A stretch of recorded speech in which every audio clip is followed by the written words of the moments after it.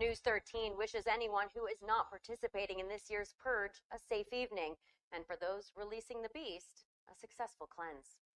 Good luck.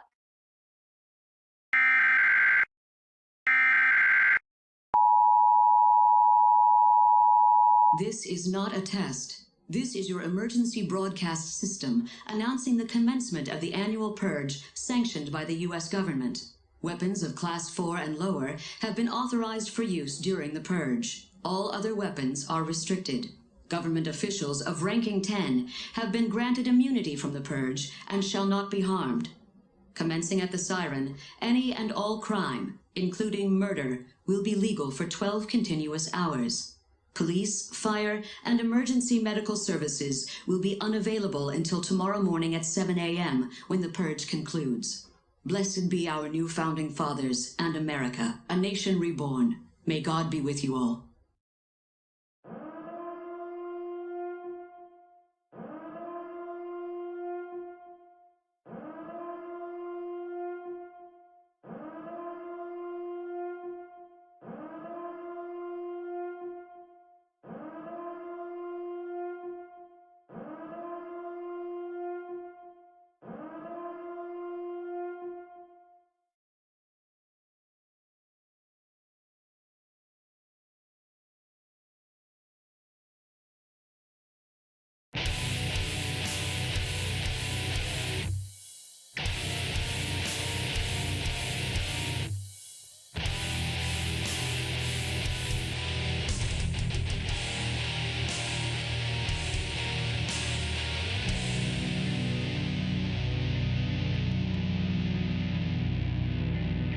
This is Last Rites.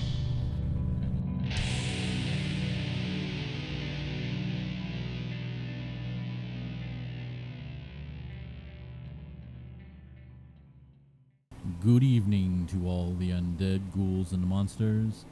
We are your horror hosts for tonight's Last Rites. And tonight, this is not a test. Welcome back, Monster Squad. If you haven't guessed already, today's episode 27 is The Purge. So we're going to do I don't know if we're going to do a deep dive into it, but we'll do a dive into it about the films, the TV series, and maybe a little bit of history on the actual setup of The Purge and the kind of going-ons and other shit. Yeah, because there's a lot to cover. I mean, yeah, there's a lot of material here. So, could be a long episode, so bear with us. So overall, when it comes to The Purge, what is your overall consensus of this film franchise?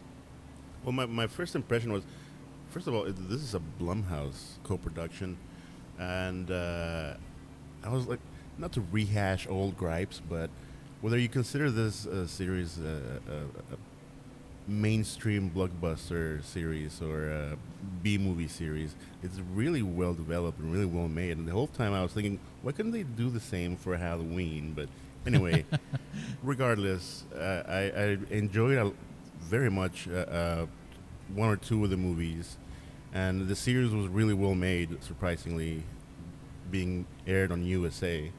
And yeah, that's a weird network for them to air it on, but also I think at the time it was when they had to, but when they established themselves with the Sci-Fi Network. Yeah. So that kind of made sense a little bit. Mm-hmm. But yeah, USA was a weird, to me was a weird choice for them to choose, yeah. But it worked. Both seasons were great. Yeah, and the overall concept of it is very interesting. A lot of people complain that it's too political. I don't know how political it's too political, but yeah, definitely a lot of political and social commentary on undertones and overtones in a lot of places. But overall, the concept of it is very interesting and very engaging. Yeah, I think that's what they're aiming for.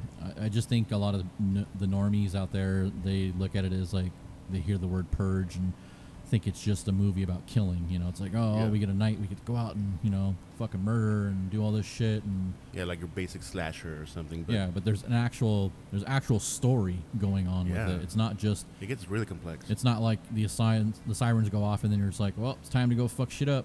Yeah. You know, there's an actual like you said, there's undertones. There's all sorts of reasons that different people have a reason to purge. Some people are just taking it as a patriotic thing. I mean, there's just a myriad of ideologies that drive anybody to like actually engage. Yeah. But we'll get into those things. And then, like you said too, it's a co-production. So you know, I think they're trying to set this up to be something that it actually became. You know, because they have, like you said, Blumhouse Productions. The other producer is Platinum Dunes, and Platinum Dunes for a minute there was pretty hot. You know, they were coming into the horror genre. I mean, they rebooted the Texas Chainsaw Massacre series. Right. I thought was fantastic. I loved their take on it. Yeah. I was extremely happy. I was not happy with that newest one that came out. I wish Platinum Dunes either... I don't know if they were still involved at that point. If they weren't, I think they should have stepped up and tried to done something better for that movie in particular. But that's a whole other podcast. Right. But Platinum Dunes themselves, you know, like I said, they came in hot and they were like, man, we're going to get in this horror genre. We're going to do things. And, you know, for a cool minute there, they were. And then all of a sudden, it was like they fell off. And I haven't heard anything from them. No, me neither. And the parent company that put this out is Universal. And Universal, you know, started back in the day with the Universal Monsters. So they've always had their fingers, you know, in that cookie jar. It was good, you know, that they were the company to put this out, because I couldn't see anybody else really doing it, or at least doing it justice. Universal, you know, obviously saw it was a moneymaker and wanted to keep pushing and pushing and pushing. And then Blumhouse, they're obviously, you know, all about making money and making somewhat adequate movies, decent movies. Yeah. Yeah, no, and looking at these names, like, it really attracts the attention of people like us, you know, horror fans. And but this series, the first one in particular, and then Anarchy and Election Year really became... We've said this before on this podcast. The horror genre is so dynamic that you can literally attach it to like anything. And this is being described as horror, action horror. And yeah, it's definitely... And some of the like the first Purge for me was straight up an action movie, you know. And that's something I really enjoy about the series, is that line they really toe the line between those two things, and they do it expertly well. Yeah, I don't know how Hollywood deems it, but I'm assuming, you know what they say about when you assume, is that because this movie has more murder in it than it does action, that classifies it more as a horror movie, opposed to being, you know, action or action thriller. Right. Okay. Because the overall purpose of the movie is, you know, people are going out and committing these heinous crimes legally for 12 hours and no repercussions. You know, once that siren sets off at 7 p.m. until 7 a.m., people are just wreaking havoc. It's all go, yeah. Yeah. There's no... I don't want to say there's no rules. There are rules. But for the majority of the populace, you know, they have certain rules that they go by, and they tend to follow them. And the people who don't follow them, the government basically reaps the consequences on them. Yeah, it's supposed to... Basically, the basis of it is you get to do all these things for 12 hours so that the rest of the year, it's... or at least the way the NFFA would have you believe, is for you to be able to let go of certain animalistic impulses, so that the rest of the year it's relatively lawful. And one of the effects that the Purge has is, since there's less population, there's less unemployment and more opportunity for the rest of us. Yeah, they have, it looks like 5 simple rules. So when the siren sounds off, that is the start and the end of the Purge. So like I said, at 7 p.m., the Purge sirens go off and the Purge begins. 7 a.m., the sirens ring once more, and that's when you know the Purge ends. And the sirens are the ending point. As soon as that last siren sounds off, if you're inside of a building you're not supposed to be, you're still committing some kind of act of crime that you're not supposed to be, whether it be murder or theft or whatnot, what they call in the eyes in the sky. They have this NFFA, which is the New Founding Fathers of America group that goes through and does video surveillance. So they want to make sure during the purge people are following the rules, which the rules are all police, fire, and emergency medical services are suspended for the duration of the carnage.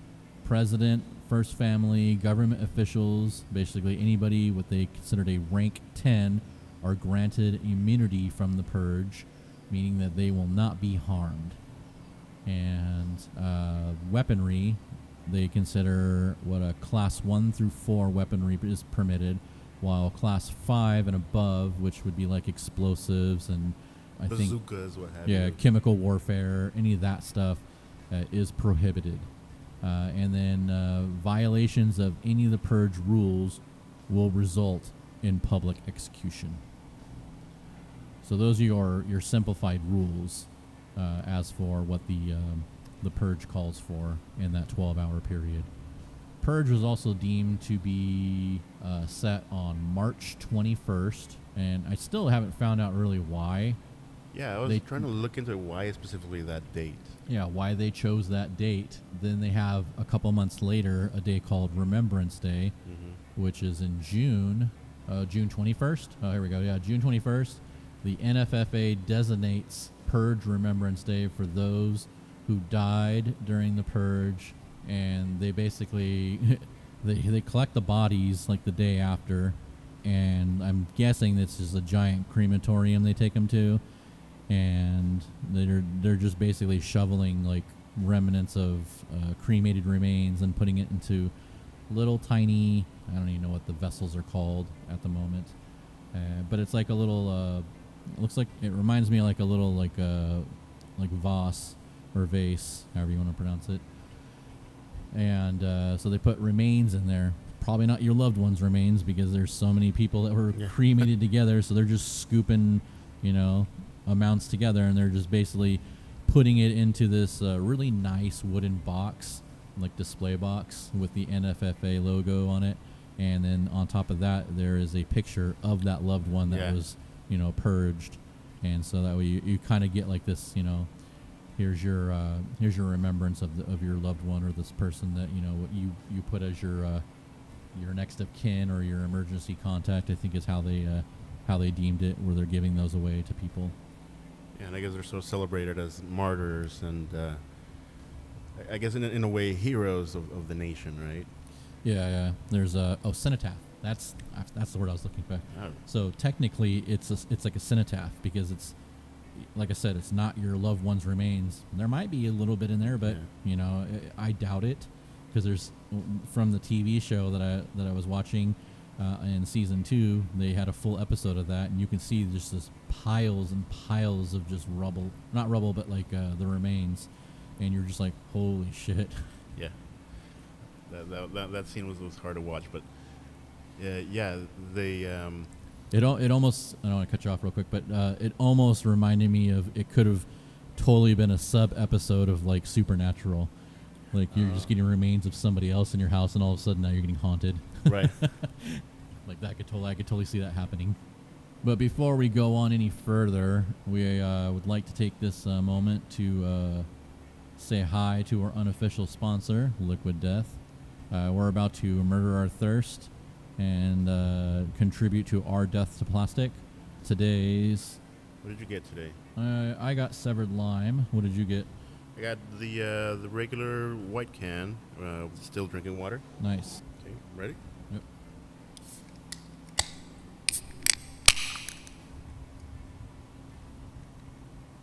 Man, I even shook mine up and everything, and still no fucking fizz. I'm like cursed.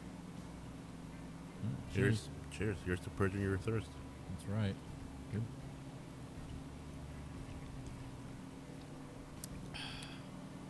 Fuck yeah.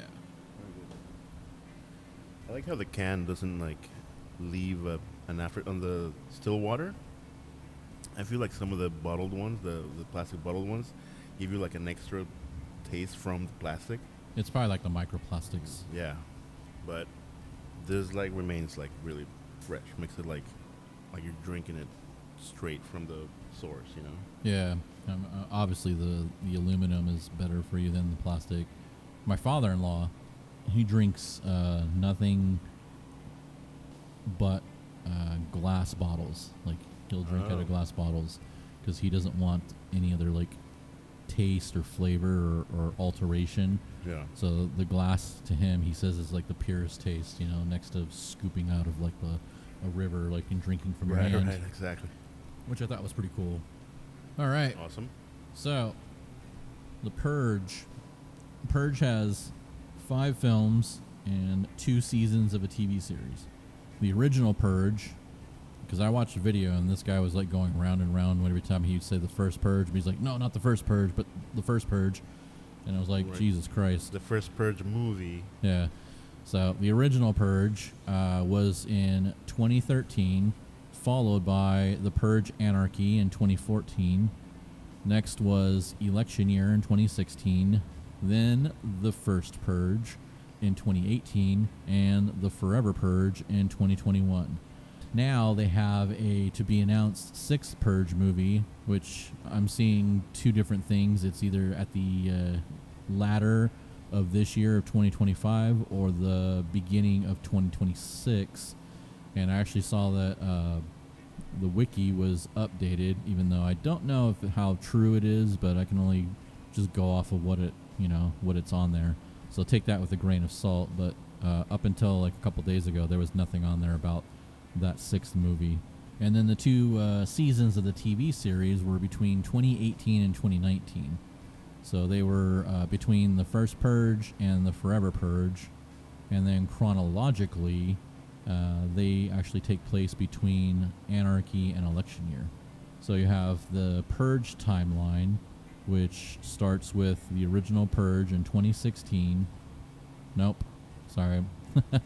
The first Purge in 2016, followed by the original Purge in 2022. And this is our time, like what would be our years. Right. Anarchy's in 2023, and then Season 1, 2027, Season 2, 2036, and then it jumps to Election Year in 2040, then The Forever Purge in 2049, and then the 6th movie that's being announced is 10 years later after that, which is in 2059. Yeah, so it spans a pretty good chunk of time. Yeah. And it jumps around a lot. It was a little bit hard for me to place myself in the timeline and put the events in order in my head again to see where I'm at and what am I watching. If you just watch the movies just like that, it gets a little confusing as to what's going on. Yeah, and unfortunately the movies too, I mean, even though they're how entertaining they are, they're not really full of a lot of information. You got to kind of like pick out key elements or key information elements of it. You know, when people are talking, if you're not really paying attention, it's really hard to figure out when things were actually started. And as for like the new founding fathers of America, the NFFA, you don't know really anything about them unless you actually physically look it up. And I found out that their branch of government came into power in our timeline of 2014. So like and that was like their original plan to start a purge was around that time. And then they did with the first purge. Oh, I see why I messed that up. There's no T there. It's all first. The first Purge. It's the first purge, yo. So the first purge, which was their experimental purge, yeah, which was only in Staten Island. It wasn't even nationwide. Yeah, it was just an experimental. That's why it's kind of weird to me that they call it the first purge, because the first purge doesn't really happen until the next year. Yeah.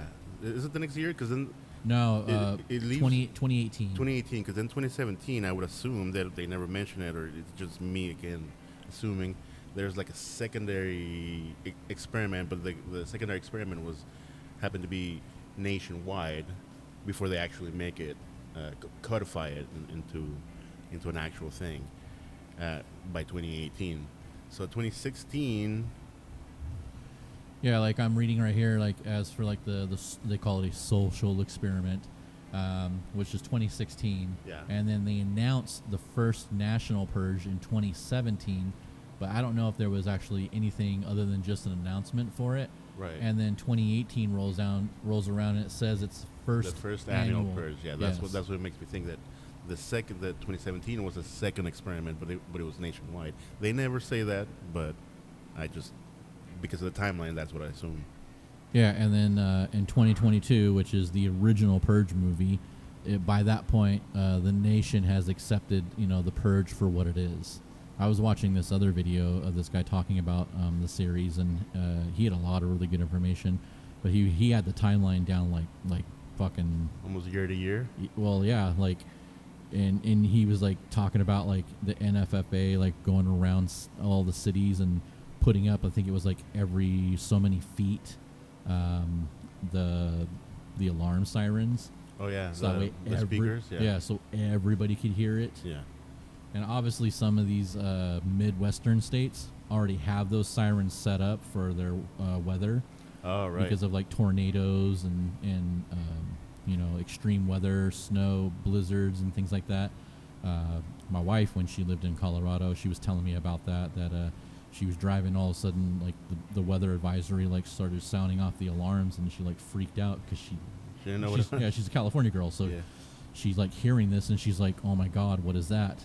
She thought like the end of the world was happening or something. I don't know. Yeah. Wow. But imagine hearing that for the first time and you're just like, holy crap. Yeah. No, I've never seen it, so yeah, I would freak out as well. Yeah, so I'm sure there's a lot of areas that they didn't have to actually, put that stuff up. But obviously, with the NFFA being a government entity, it has access to, tap into those resources where it can just be like, well, we're just going to overtake that and use it for our purposes. Yeah, that's one of the things is I was thinking, like, a lot of infrastructure and a lot of planning goes into this, like the whole thing about the NFFA really leaning into this. I was like, how many resources are they being used for all of this? Like, it's kind of crazy, Yeah, I mean, they're all the things that were explained from the movies to the TV series is just nuts. How they're able to access like cameras and audio off of like phones and tablets and just whatnot, to find people that they're looking for. Yeah, like all the technology that was utilized and developed specifically for this.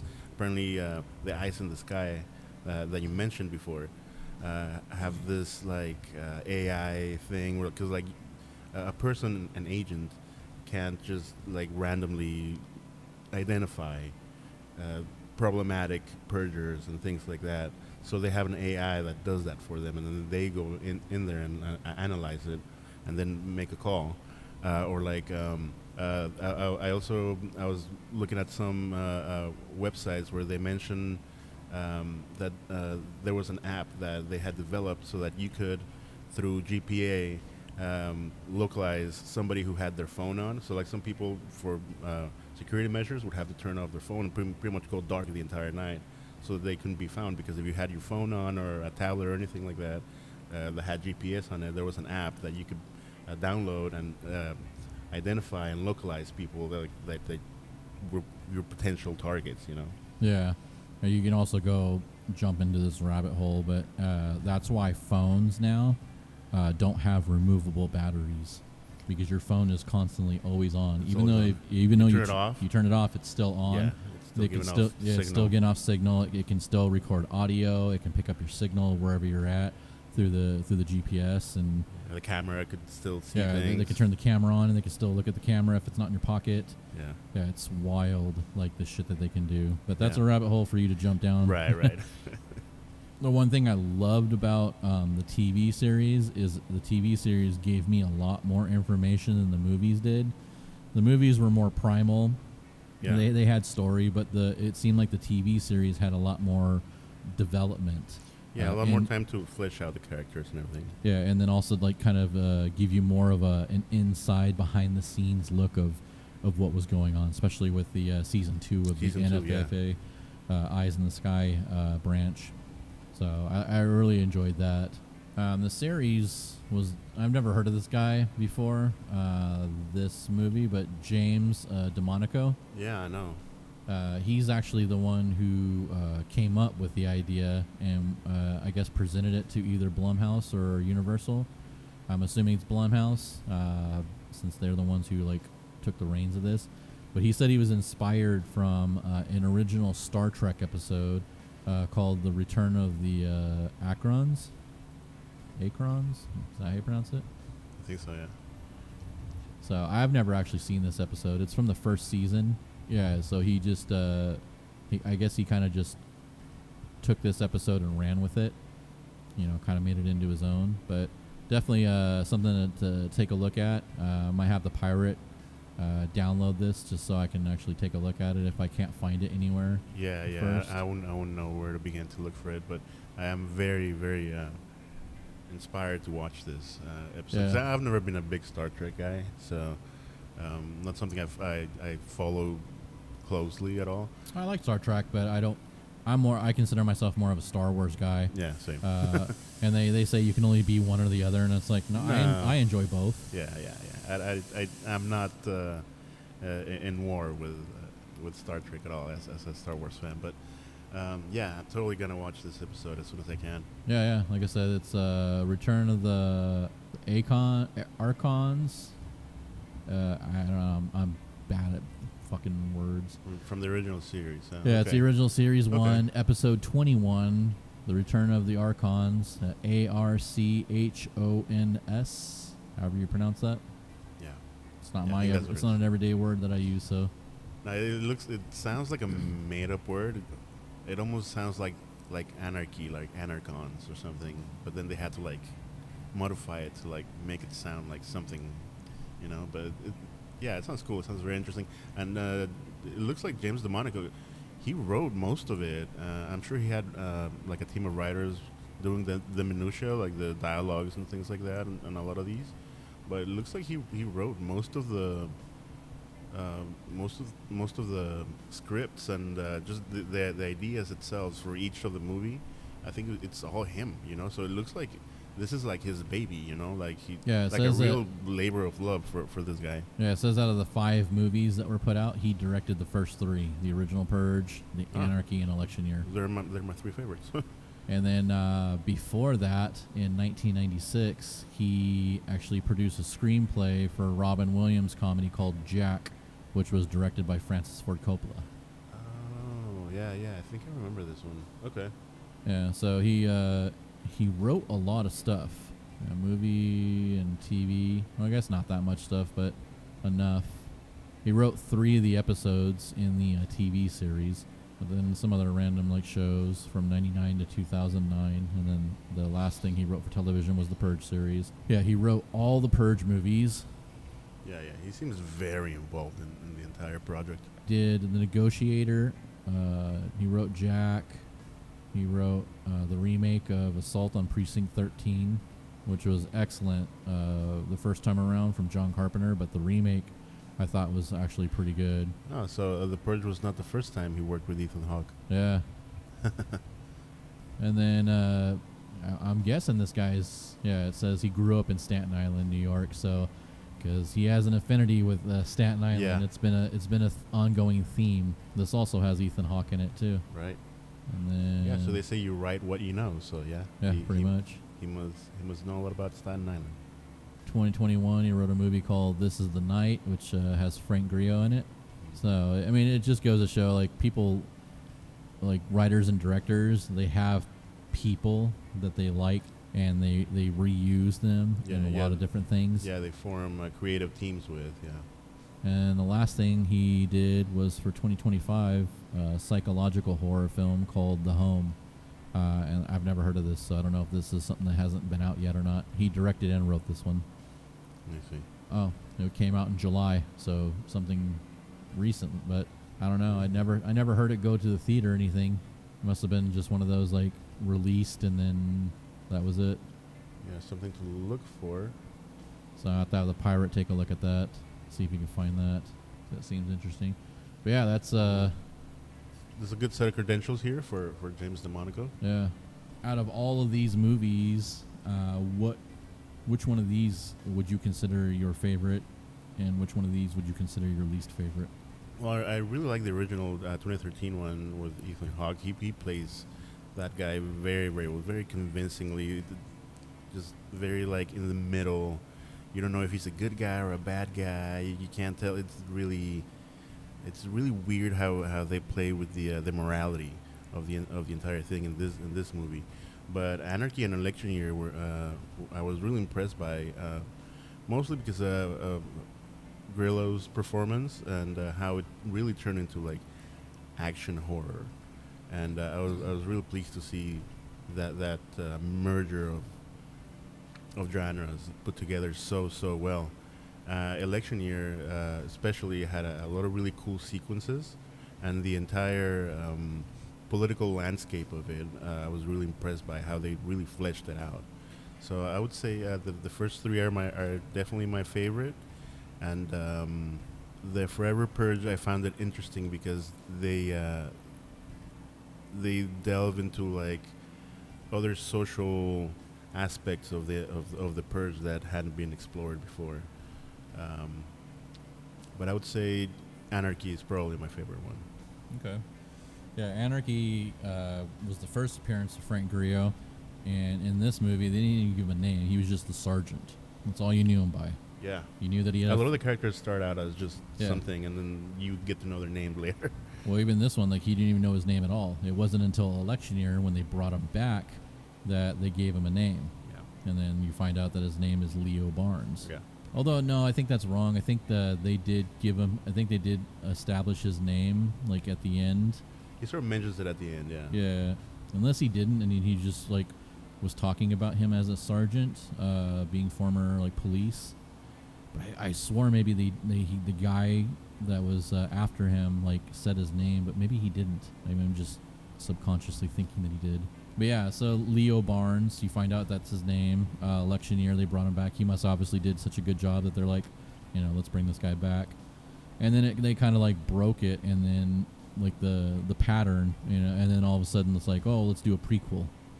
So and then you get the first Purge, and then after that it was like the Forever Purge, which is so Election Year was basically a setup of them trying to remove the new founding fathers of America out of power.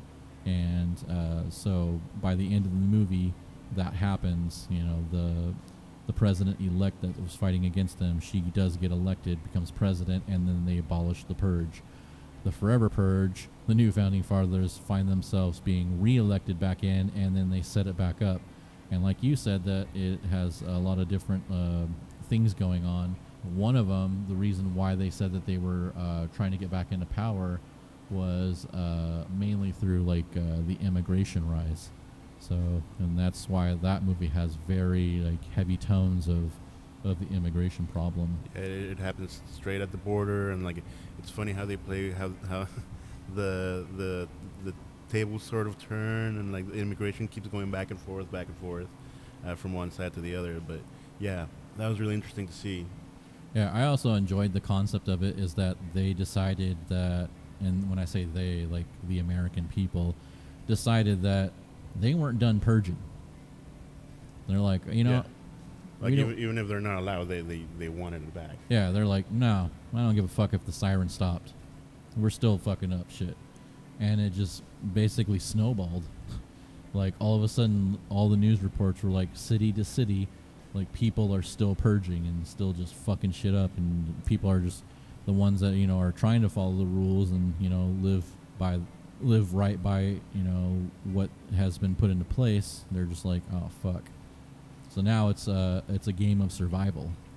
Yeah, and the way they left it off in the Forever Purge, it seemed like the country was sort of devolving into a civil war. Like it was left between the people that were supporters of the Purge and those who opposed it, and then there was infighting between those two groups. And it's funny you say that with the Civil War, because that, my friend, is the premise of the new sixth movie. So that information I told you that they updated on the wiki. So in 2059, a second American Civil War rages. and Leo Barnes embarks on a mission across a remapped America in the tribalized states where various independent purges are taking place. So it still seems like cool. that the purge is still underway. I don't know if it hasn't stopped or if it's just... It's like a free-for-all. Yeah, it's like a free-for-all. It's kind of like a no man's land. Or no, that's not right to say. It's you can't think of the term, but where they're just kind of just doing, and so there's obviously with the Civil War you got the side of right and the side of wrong, and I'm assuming obviously the purgers are the side of that's wrong, that they're still doing what they're not supposed to do, and and now we've kind of got a war going on between the two sides. So that's going to be an interesting, especially with the movie that had just come out not too long ago, actually called Civil War, and was like the second Civil War of America. So you kind of see what's going on. So it seems like they're taking kind of that premise and incorporating the purge into it. So it's going to be interesting to see the take on how the Civil War is. It just seems like it's just a continuance of the purge, really, and they're just trying to stop it. Yeah, and I'm glad to see Frank Grillo coming back. I do like that character. Yeah, clearly they really liked him as an actor in the movie as well. So because they brought him back again. Yeah, I don't know if obviously I doubt he's going to be a loner. He's going to probably come across some people that he's either got to help or save or that's working with him, going across these tribalized states. Which is also going to be interesting to me to see how they remapped America, like how they fix the borders, like what is what, is Texas going to be one giant like area? Right. Is California going to be even around anymore? Like how is all this going to be taking place? Yeah, and another thing is there's a big chunk. There's like chunks sort of missing. Like when you first see Leo Barnes, it's the 2020s. Then when you next see him again is the 2040s. So it's almost 20 years later for him, and now it's what, the 2060s for the sixth movie. So it's gonna be like even longer after, right? So it's gonna be interesting to see how they develop that character. But it's still one of the things that I'm. Yeah, because what is he, like in his 60s at that point? Yeah, something like that. But there's chunks of the history that I'm still not privy to, and I still have to like piece together some of these things that happen, because 20 years it's a long time to be missing chunks of the history, like how they don't explain how. That was one of the things when I was like, okay, so now we're in the 50s, and wait, what happened? Because the last movie, when we last see the presidential, they win, so you assume that they abolished the purge, but then now we're in the purge again. How did that happen, right? So they haven't told that part of the story.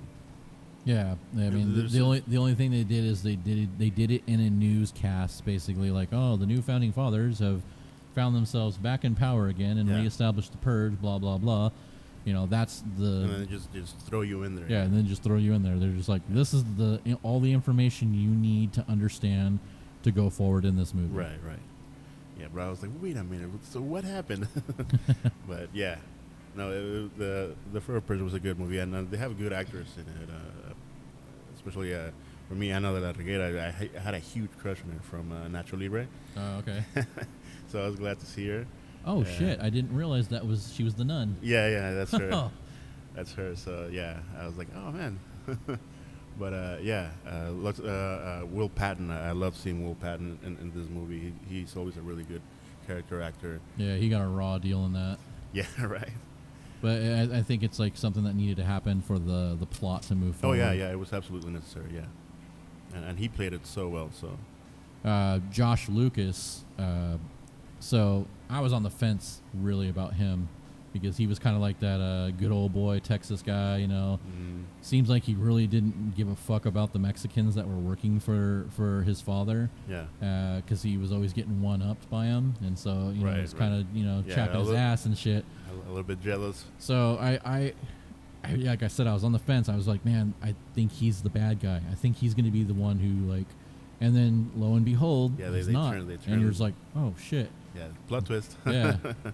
And you can see like his development, you know, basically going from like, you know, fuck, I've been a jerk to all these guys working here, and you know, now like we got to fucking look out for each other and protect each other. And right. That was one of the things that I was mentioning about the, and in terms of immigration, how the tables turned, because now he has to flee the States and become a refugee in Mexico. So.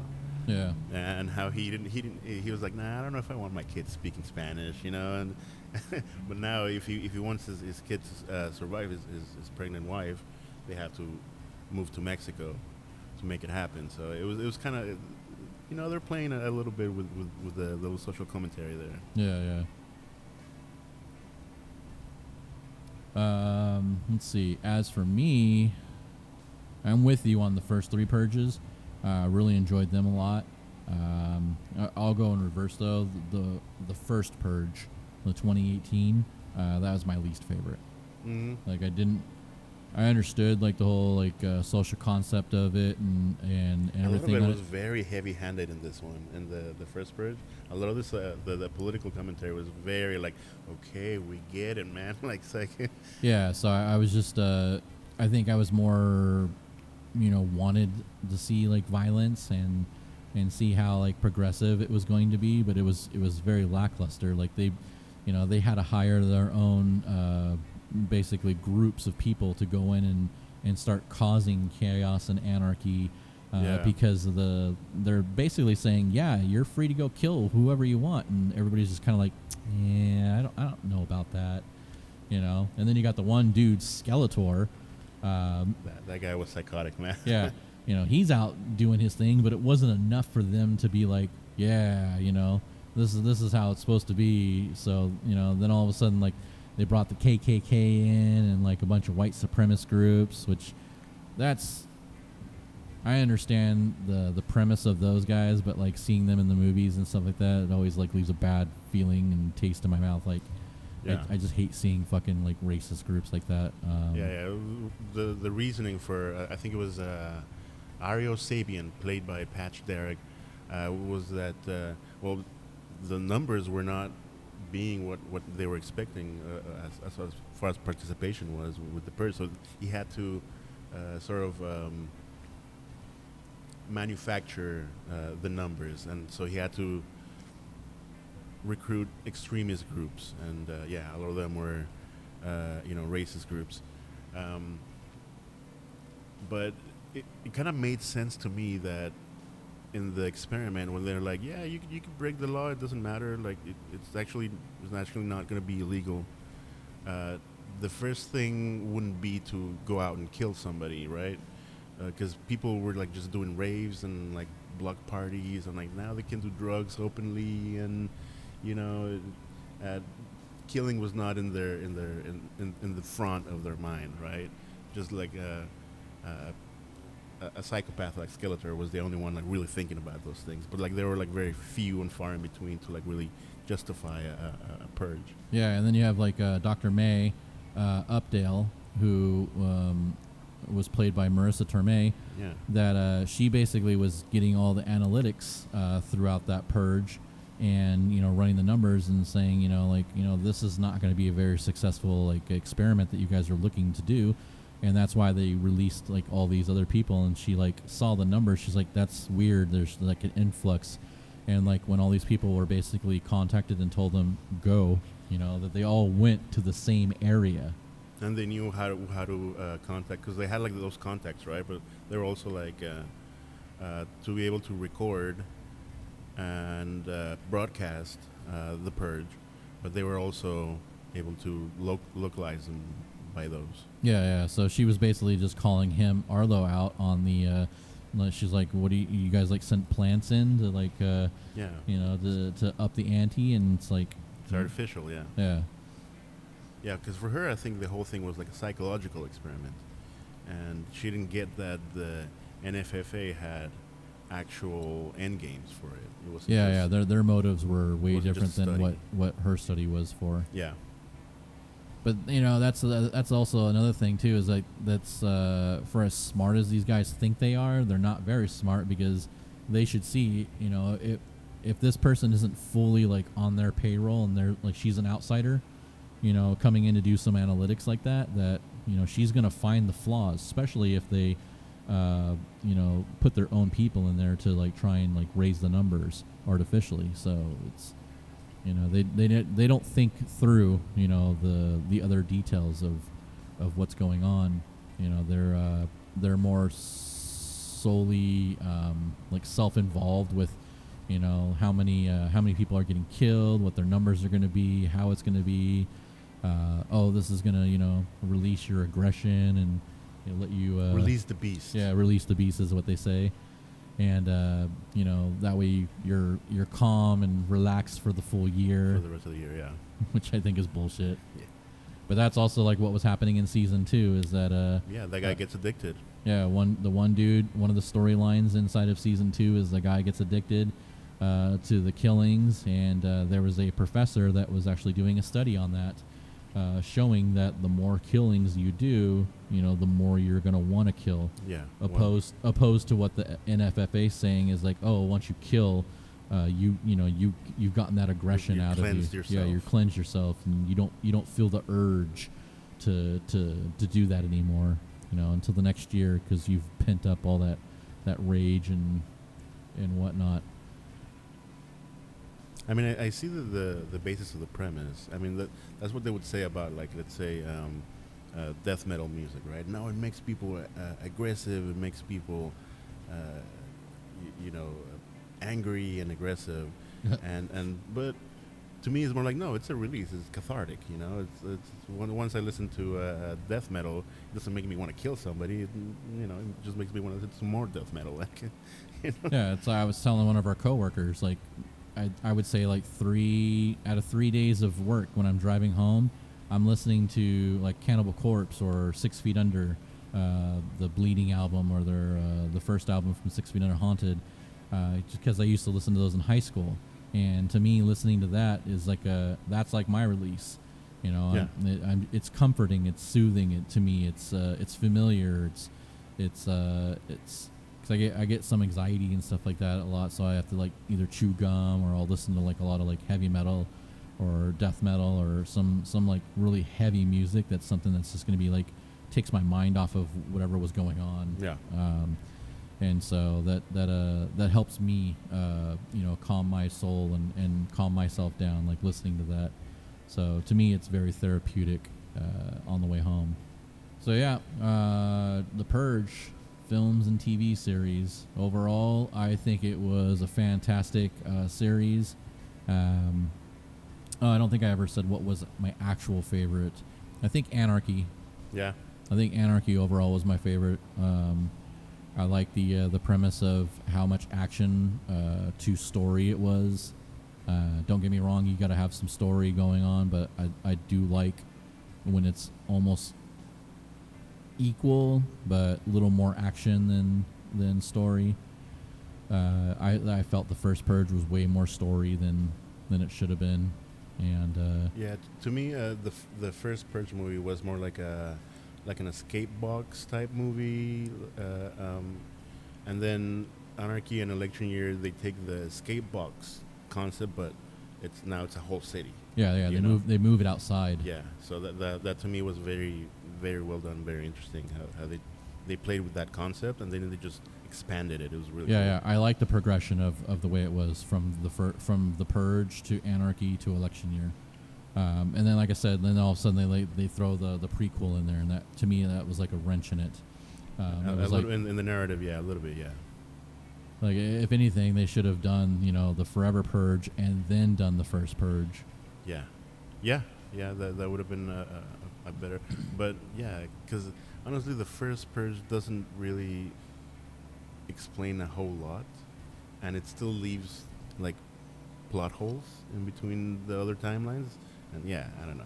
It was a cool movie, but in terms of the action, like at the end of it, it just turns into like an action, like just a shoot 'em up movie, and that was cool. But yeah, in terms of the narrative, it didn't really do much, you know. Yeah.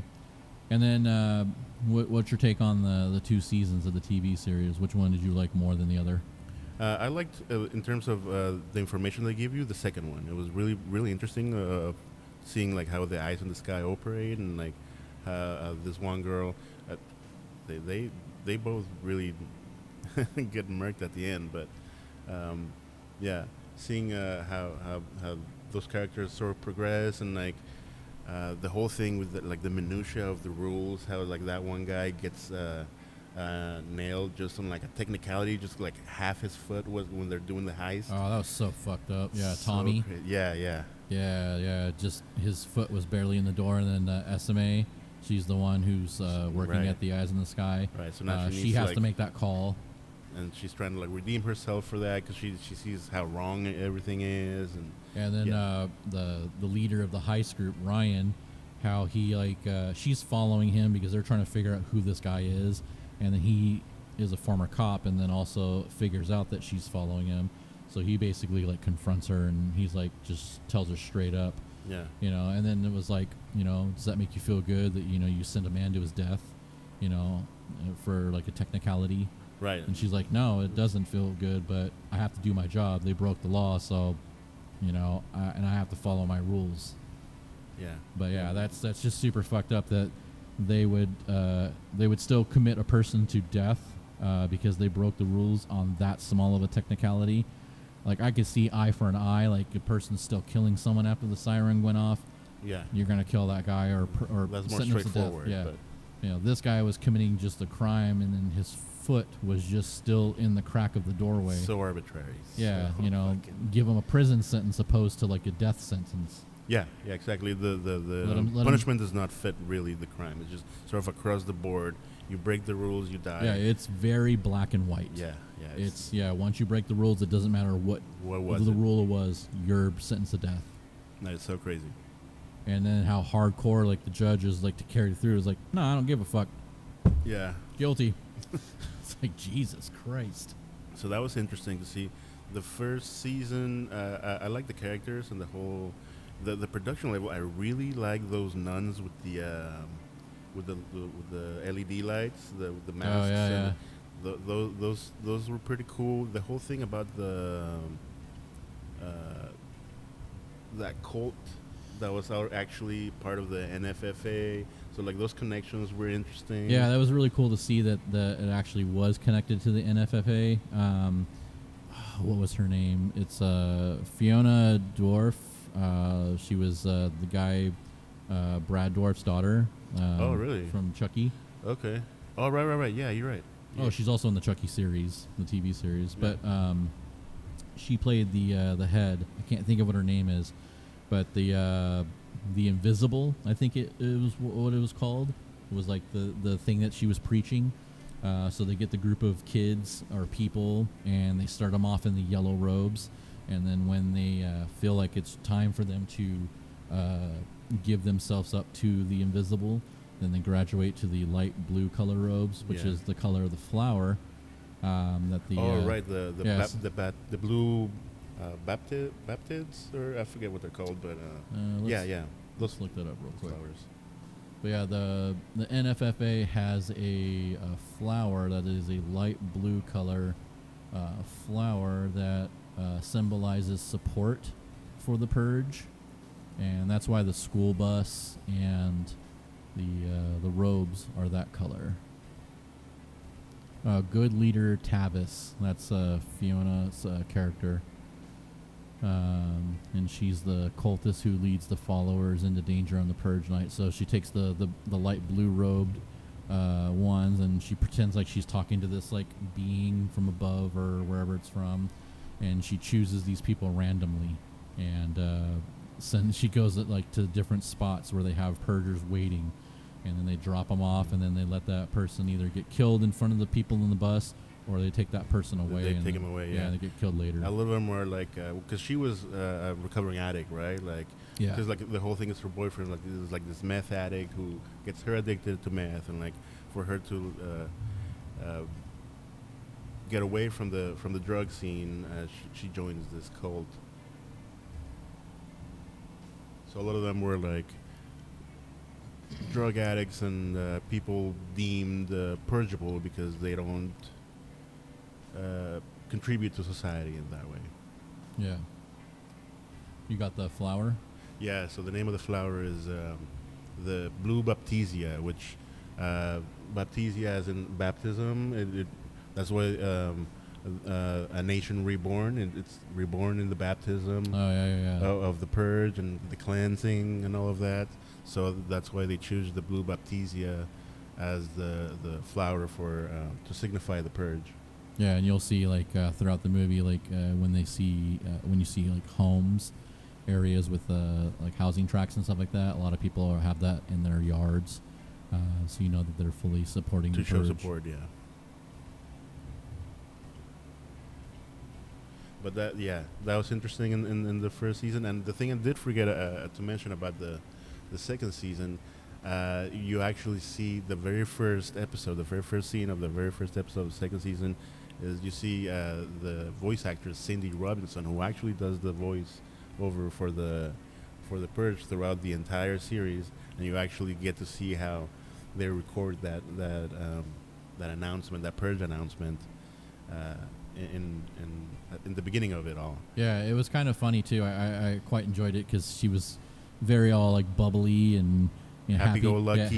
Very happy-go-lucky, and she's like, "Oh, I think this character would wear glasses." And yeah, and the director was like, "Yeah, sure, whatever." Yeah, like so like the room's like got a bunch of older guys, which I'm assuming that are part of the NFFA. Yeah. And then this guy who's actually like conducting the audition, he's a little more understanding. And you can see the disdain and shit on the other older gentlemen's faces. They're just like, yeah, I don't think this chick's gonna be the one. Yeah. You can see it all over their face. And then all of a sudden she like starts reading, and it's like whoa, shit. Yeah. It was like 180. It was like light switch, and you're just like, wow, because she went from like, oh yeah, my character wears glasses, and then she's like, the annual purge, and it's like her voice even changed too. Yeah. Like she went from like being like very high pitched to like being like very like strong demeanor, and you're just like, wow. Yeah, that was a really good. When I saw that first, and I was like, okay, I think I'm gonna enjoy this second season a lot, and it was very interesting. I also thought it was very random that they threw that in there because they never really touched back on it. Right. Yeah, you never see it again, except come to find out that's her throughout the entire. That's her voice. Yeah. And it's cool that they actually brought the voice actress to play that role. I think that was really well done. Yeah, that's where the whole in the beginning of the podcast when I said this is not a test, because obviously you'll hear it play out before the podcast starts. But yeah, the way she reads it, it's crazy. Like it's like two different people. Like from like if you were to close your eyes and listen to it, like from what she sounded like on stage before she started reading the script, and you're just like, wow, this doesn't even sound like her. She went from sounding like a young adult to like an older woman. Like, yeah. Like has seen some shit. This is not a test. It's like, jeez. So yeah, I think I liked the second season, and I was a little bit disappointed that they didn't go on with the TV series, because the TV series is really well fleshed out. And I think the TV series could be something that could have been going on for quite some time, because we've got 50 states, and they could easily tell a story from all 50 states, let alone multiple cities in each of these states. And it seems like that they were centered around a lot with Staten Island and New Orleans, and then you had L.A. and then New York, like outside of Staten Island, but regular New York, or like Long Island, New York City, like that area. Yeah, I still stand that the TV series could have gone on, and I'm gonna put that out in the universe. Maybe a third season could explain that thing I'm really curious about, which is how was it that the NFFA came back into power after they had lost the election. They could spend a whole season explaining that, and I think they should. tie it into like the end of the last episode of that season goes right into the Forever Purge. I can see that. Right, you know? That'd be cool. I agree. I'm with you on season 2. I really enjoyed season 1, but when I watched season 2, again, like I kind of flip flop when it talks about like action and story, but with the TV series, because you're getting more with the TV series than you are with the movie. Mm-hmm. You know, I'm getting an hour and a half, hour 45 minutes with the movie, and I'm getting like 45-minute episodes, and there's like what 10 episodes? Yeah, 10 episodes per season. Right. You know, and you have like several story plots. Like another storyline in the first season was the one with William Baldwin. It was one of the Baldwins, William, right? William. Yeah, that one was pretty cool too. You know, more class differences commentary on that one. The boss and the well, it seemed like the way when they set up season 1, it was, you know, they're trying to, similar to like a lot of the other Purge movies where they've got multiple stories in one. Mm-hmm. You know, this one, season 1, only had like a few storylines, as we're like season 3, or not season 3, season 2 had way more subplots going on with it. Yeah. But we're also all connected in some fashion, which I thought was super cool. Right. Yeah, they're all linked. Yeah. And I always find that intriguing, and they I quite enjoy converge it. too. Yeah. Like at the end, like you see like all the characters and stuff. There's some characters that I wanted to see again, and I never saw again. Like in Anarchy, you know, the couple that you see at first. I forget their names, but there's like the couple that are being chased by these van full of like masked vigilantes, and then at the end, oh, it's good. Well, the dude got shot. They went to that auction place. Mm-hmm. And then they got put into the it's like a maze. Yeah, like it reminds me of like a laser tag place, or where the rich people airsoft hunt them place, down. and then but they're actually like hunting them down. So these people basically bid on them, and then they got put in there, and then now those people who bid on them actually get to go hunt them. So the man and the girl, who are a couple, he got killed, and then she got left with the resistance. Yeah, and then you see the resistance again. You see him again. Which I think when I was watching season 2, when I realized that the bloody stranger from the Purge, the original movie. Yeah, Dante. Yeah, Dante Bishop. He's in like all 3 movies. Yeah, like the first 3 movies. Mm-hmm. He goes from being the stranger to actually like being a resistance member. Yeah, exactly. And I was like, holy shit. Yeah. The light bulb never turned on for that one. I was like, oh, fuck. Yeah, he's one of the recurring characters. He dies kind of dumb at the end of election year. I was like, why did he sacrifice himself like that? But anyway, the girl, we never see her again. I thought she had joined the rebellion, and you'd see her among their ranks at some point, but you never see her again. Well, I mean, I don't think you don't see Bishop after election year either. So no, unless he's coming back for the 6th one with the resistance, like that was basically the last time, because you know the first Purge takes you to the original what's it called, social experiment, and then the Forever Purge takes place in Texas. Yeah, which is weird because part of the lore is that when the FFA wanted to expand the time from 12 hours to, I think they wanted 18 hours or something. No, not the FFA, but everybody, like people were trying to vote for it, and that was one of the other things that I was listening to on that one podcast that I was listening to about the Purge, is that the FFA were in full power at that point, so they could easily have passed it, but they didn't. Yeah, they didn't for some reason. Yeah. I think the reason was a senator from Texas opposed it, while a senator from California was for it. So that I thought that was like kind of like, wait a minute, that.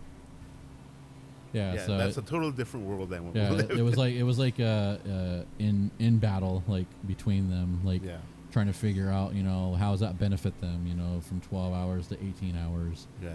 So I think with 12 hours, there's plenty of carnage that's going on. So 18 hours, you know, it's even more shit that they're gonna have to clean up. You know, that they have to spend money, and I bet you it came down to like money. I bet it was like everything always comes down to money. Oh yeah, of course. So it's like, fuck, now we got to spend more resources, you know, do more cleanup. What's the cost benefit of raising the hours? Another one was raising the age to be able to purge from, or lowering it, I think, from 18 to 16 or something like that. 13. 13, right? So like, Yeah. so that more people could buy more guns, basically. Which is weird because they say that you have to be the ripe old age of 13 to purge, but there's no age. This is also one of the things that he was talking about.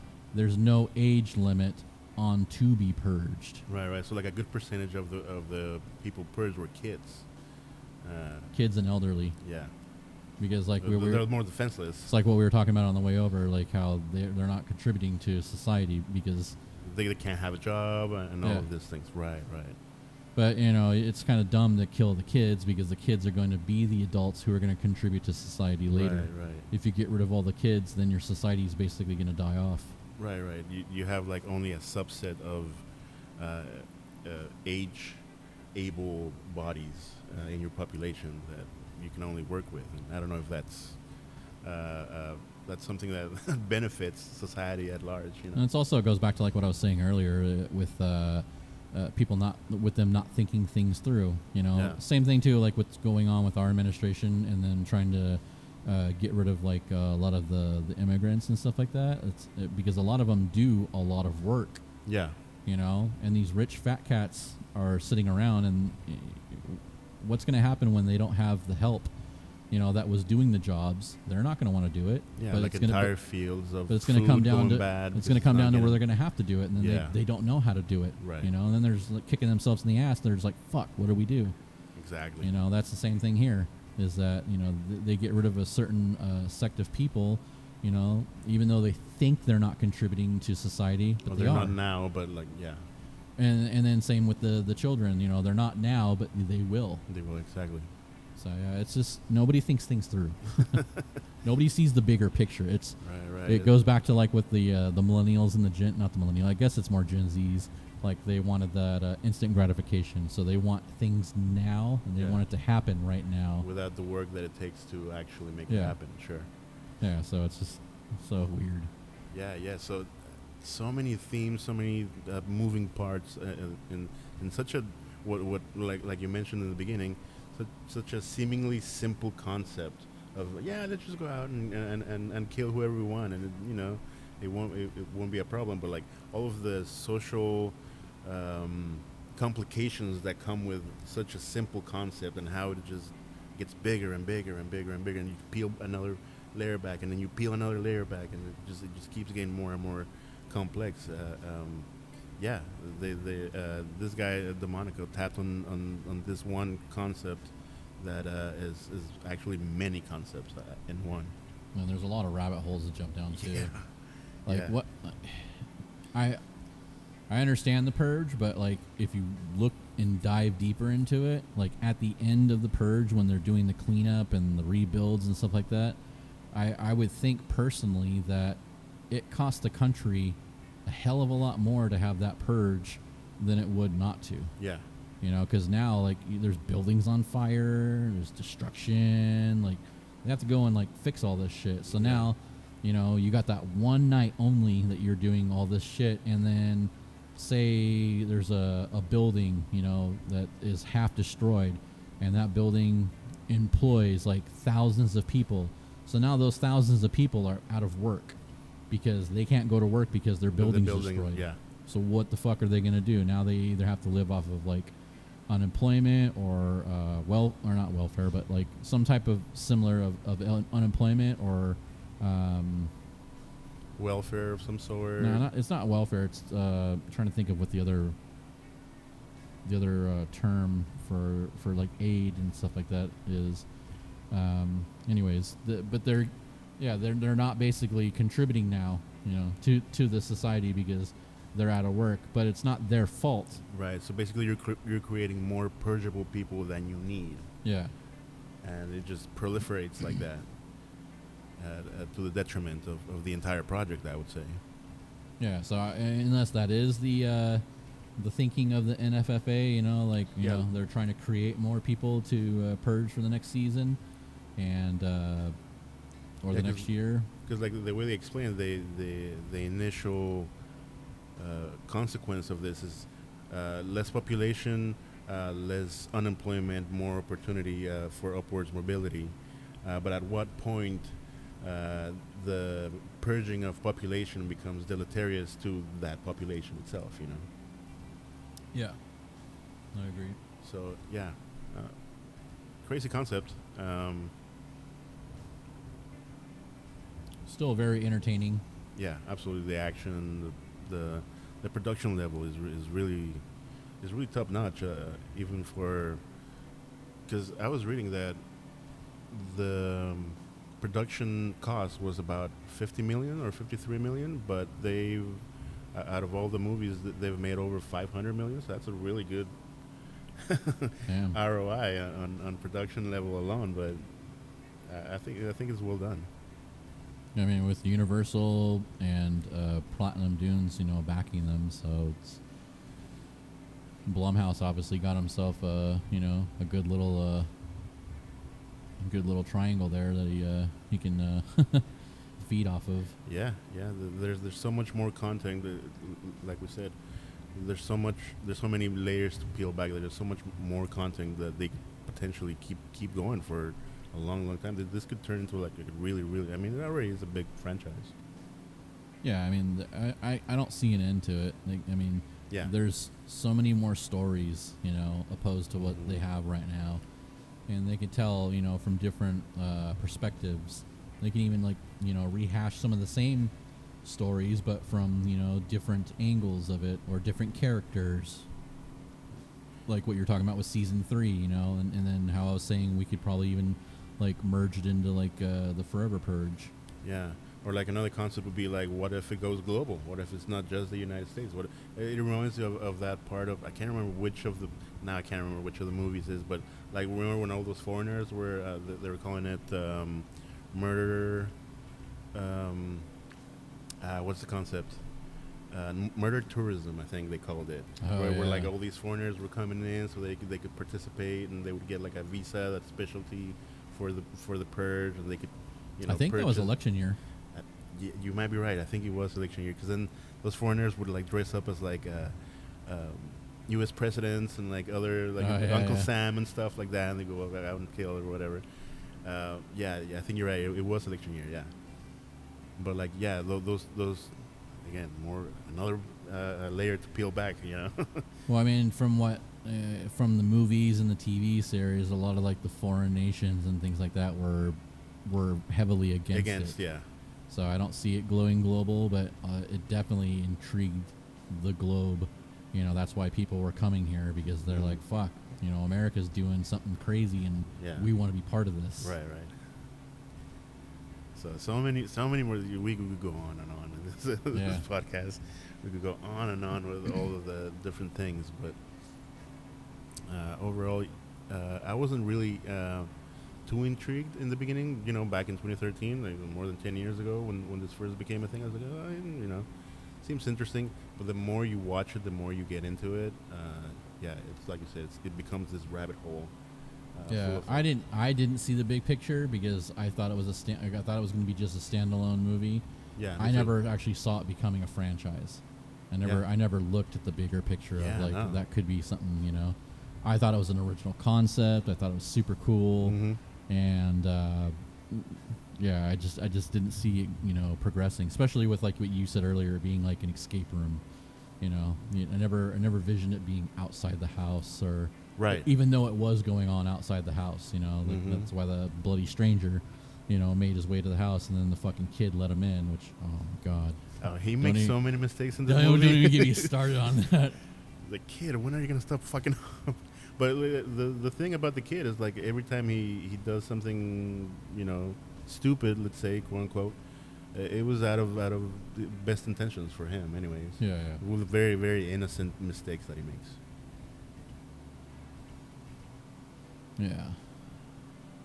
All right. Well, overall, film series and television, what would be your stab meter on this? The entire series as a whole, I give it a solid 3.5 stabs. It's I really enjoyed it. It has its highs and lows. It's not perfect, but yeah, as I've repeated, very intriguing concept. Okay, I would give it 4.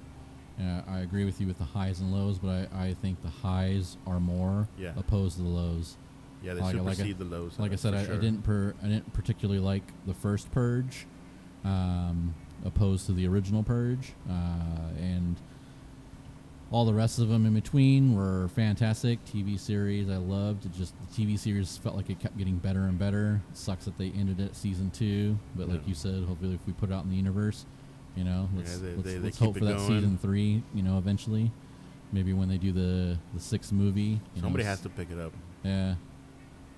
Doesn't even have to be at USA. It could just be, Probably not Netflix, but because they'll cancel it halfway through. But yeah, Netflix I thought was doing good there for a minute, and then they're like, all right, let's start canceling everything. Man, somebody pick it up, please. Totally. Well, cool. Yeah, I'm pretty happy with it. I definitely would love to see the progression and see what's next. I can't wait to check out the 6th one.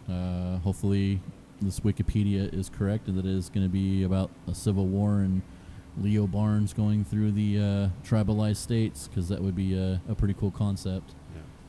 We'll see how that turns out. All right. You have any closing remarks on this? No, but I was sort of related to this. If you like this sort of concept of a city or a place being closed down, or being sort of an arena for random killing, I've been reading this comic book called Exquisite Corpses, which is basically it's almost the same premise. It's basically the 12 original families from the 12 original colonies get together every year on Halloween, and they hire a specialist of some sort, assassin, and then they just have a free-for-all, and they choose a town in the USA, and they just, each assassin tries to kill each other, and anybody who's like in the middle gets killed, but the last person standing is the one who rules the country for the next foreseeable future until somebody else wins. And it's called Exquisite Corpses, and it's written by Tinian III, the same guy who writes Something Skilled Children, something we mentioned here before. Mm-hmm. Really cool concept, very new. I think they're only on like the 5th or 6th chapter, but it's out there already. If you like this sort of concept, it's a cool thing. Yeah, to check I'm really out. intrigued in that. I would love to read that. Who puts it out? I think it's Image. Image. Okay. Yeah. Cool. So yeah, same basic stuff. Really fun. The art's amazing. And yeah, it gets bloody. It gets murdery. Just the way we like it. Yeah. That's cool. Definitely check that out. All right. Well, thanks again to our unofficial sponsor, Liquid Death. They definitely murdered our thirst through this podcast. If you liked the music for the intro outro, it's by a band named Zao, and you can catch all their material on zaoonline.net. You can also follow us on all of our social media. We do horror trivia, and we have our own website with information. You can find us at TikTok, X, which is formerly Twitter, Slasher, Facebook, Tumblr, Instagram, Threads. You can find the YouTube and Rumble for the podcast, and we're also on all the podcasting platforms.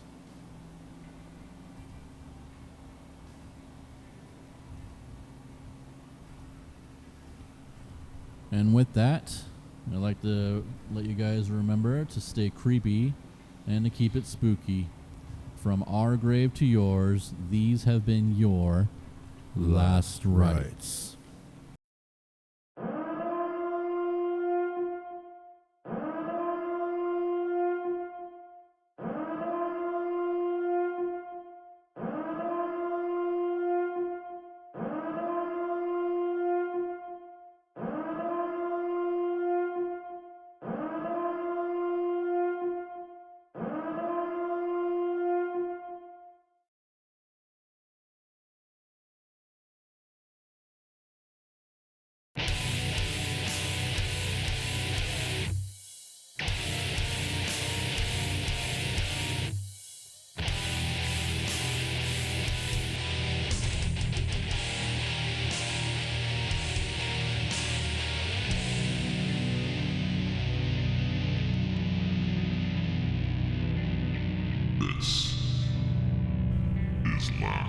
rites.